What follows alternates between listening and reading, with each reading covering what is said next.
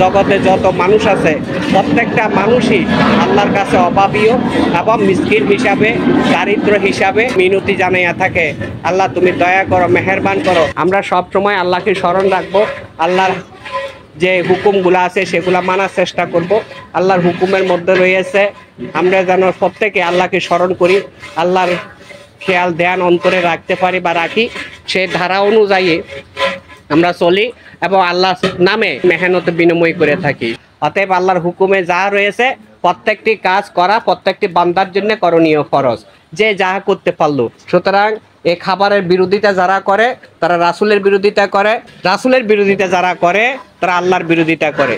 আমরা সব সময় যতটুকু সম্ভব হয় আল্লাহর নামে নিজেকে নিয়োজিত রাখবো এবং আল্লাহর নামে ফানা হব, আল্লাহর নামে শ্রম বিনিময় করব।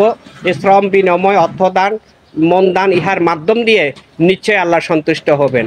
বৃষ্টি গাদলা এর ভিতরে দিয়ে আমাদের পাক চলতেছে, আমরা কোনো সময় আল্লাহর কাজের ব্যাঘাত বা সময়ের ব্যতিক্রম করি নেই। এই জন্য করি নেই, দিন আজকে আসছে, কালকে আজকের দিনটা থাকবে না, সময় যেটা যায় সেটা আর ফিরে আসবে না। অতএব যখন যেই সময়ে যে কাজ করার দরকার সেটা আমরা যথাসময় করে থাকি। আল্লাহর রহমত হোক সকলের প্রতি। আমাদের যারা খেজমত করে তাহাদের ভালোবাসা আপনাদের সকলের মধ্যে বসিত হোক। সকলের প্রতি সালাম। আসসালামু আলাইকুম রহমতুল্লাহ।